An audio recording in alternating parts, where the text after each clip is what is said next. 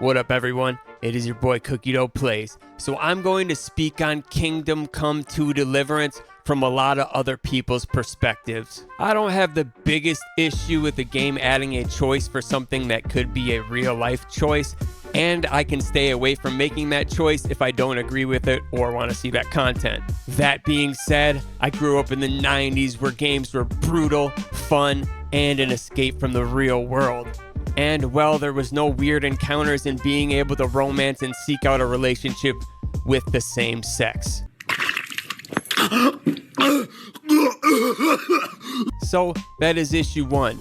Issue 2, kids play games first. Something ain't right. 3 is the game comes from a dev who made a game that is considered based. And the devs were even asked, will there be any same-sex romance in KCD1, the first game? The devs responded with, no, you will play as Henry, the son of a blacksmith, and Henry already has a background story in which he is not gay or bisexual. Shit, I don't even know. I can't even tell you that. Then the player asked, well, what about people who are not straight playing?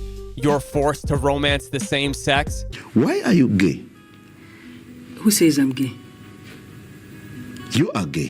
And the dev's response was, no one will force you to do anything, but you will play as Henry, who is a white straight male from Bohemia.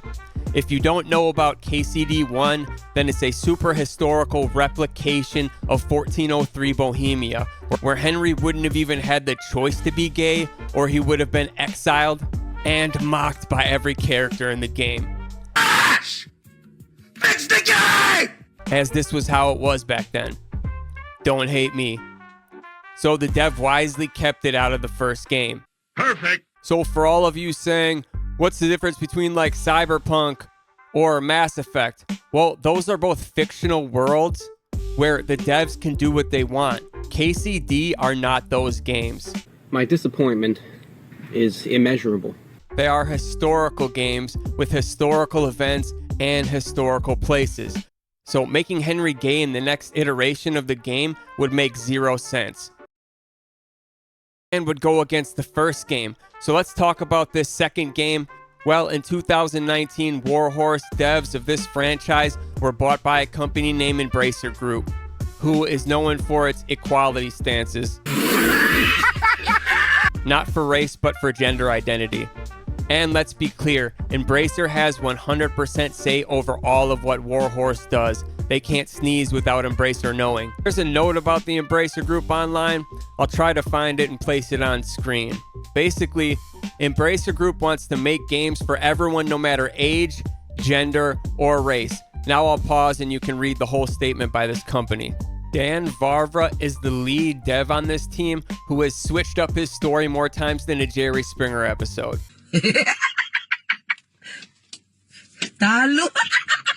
First, he said it's not a Christian game, the first game we are talking about.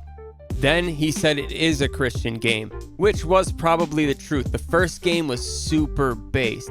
But Daniel Varvra sold his soul to this parent company who just took his amazing game and pumped it full of gay. Good job! New face filters on Instagram today. This is my favorite one so far. Oh, but it's still all optional. Let me ask you something. If a man is okay with optionally taking a banana to the throat, he's gay. No questions.